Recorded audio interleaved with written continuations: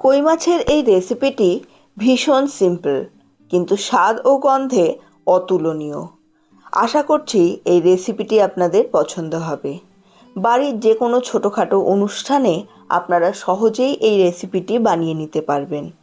এটার টেস্ট সত্যি অতুলনীয়। আশা করছি আজকের রেসিপি আপনাদের পছন্দ হবে। আজকের রেসিপি পছন্দ হলে লাইক করুন, শেয়ার করুন, আর আমার চ্যানেলে নতুন হলে চ্যানেলটিকে সাবস্ক্রাইব করে আমার পাশে থাকুন। ভিডিওটিকে সম্পূর্ণ দেখার অনুরোধ জানিয়ে আজকের রেসিপি শুরু করছি। মশলার জন্য পেঁয়াজ কুচি, 5 থেকে 6টা রসুনের কোয়া, 3টে শুকনো লঙ্কা আর 4টে কাঁচা লঙ্কা নিয়েছি। মাছটাকে ভালোভাবে ধুয়ে পরিষ্কার করে লবণ ও হলুদ দিয়ে ম্যারিনেট করে রেখে দিয়েছি 10 থেকে 15 মিনিটের জন্য।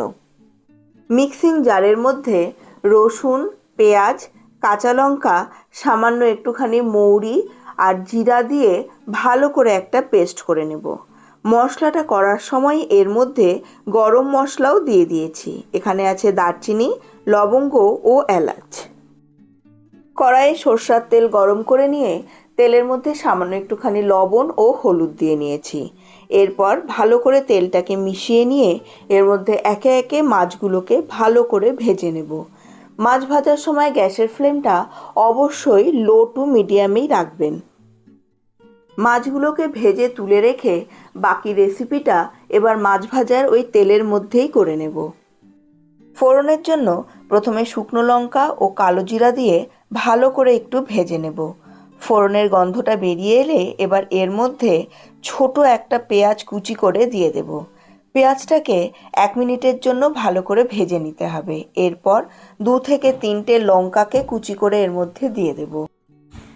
পেঁয়াজটা ভাজা হয়ে গেলে এবার একটা ছোট সাইজের টমেটোকে ছোট ছোট টুকরো করে এর মধ্যে দিয়ে দেব। টমেটো দেওয়ার আগেই কিন্তু পেঁয়াজটাকে ভালো করে ভেজে নিতে হবে, কারণ টমেটো থেকে জল বের হয়। টমেটোটা আগে দিয়ে দিলে পেঁয়াজটাকে আর ঠিকমতো ভাজা যাবে না। টমেটোটা ভাজা হয়ে গেলে এবার এর মধ্যে পেস্ট করে রাখা মশলা আর 1 চামচ আদা বাটা দিয়ে দেব। সবটাকে ভালো করে এবার কষিয়ে নিতে হবে। গ্যাসের ফ্লেম লো টু মিডিয়ামেই রাখবেন। মশলাটা কষানোর সময় এর মধ্যে শুকনো লঙ্কা বাটাও দিয়েছি 1 চামচ। এর সঙ্গে দিয়েছি স্বাদ মতো লবণ, সামান্য একটুখানি হলুদ আর টেস্টকে ব্যালেন্স করার জন্য একটুখানি চিনি। ঢেকে ঢেকে মশলাটাকে 5 থেকে 7 মিনিটের জন্য ভালো করে কষিয়ে নিতে হবে। মশলাটা ভালোভাবে যখন কষানো হয়ে যাবে তারপরে এর মধ্যে গ্রেভির জন্য আমি জল দেব। এখানে যে জল ব্যবহার করেছি সেটাও কিন্তু একদম গরম জল। এইবার ঢেকে 5 থেকে 7 মিনিট ঝোলটাকে ভালো করে ফুটিয়ে নেব। এতে ঝোলটা কিছুটা কমেও আসবে, গ্রেভিটা একটু থিকও হয়ে যাবে। দেখুন গ্রেভিটা অনেকটাই কমে এসেছে।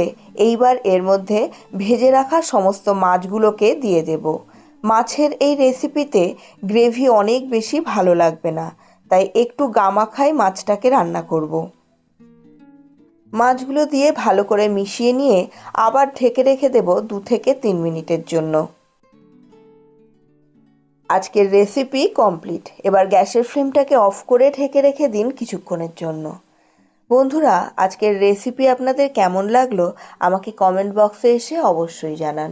ভালো লাগলে লাইক করুন, শেয়ার করুন, আর আপনারা আমার চ্যানেলে নতুন হলে চ্যানেলটিকে সাবস্ক্রাইব করে পাশের বেল বাটনের অলে ক্লিক করে দিন, যাতে আমার প্রতিটি নতুন রেসিপির নোটিফিকেশন আপনাদের কাছে পৌঁছে যায় সবার আগে। আপনাদের সঙ্গে দেখা হচ্ছে পরবর্তী আরও একটি নতুন রেসিপি নিয়ে। ততক্ষণের জন্য সুস্থ থাকুন, ভালো থাকুন এবং রেসিপিগুলোকে অবশ্যই বাড়িতে ট্রাই করে দেখুন।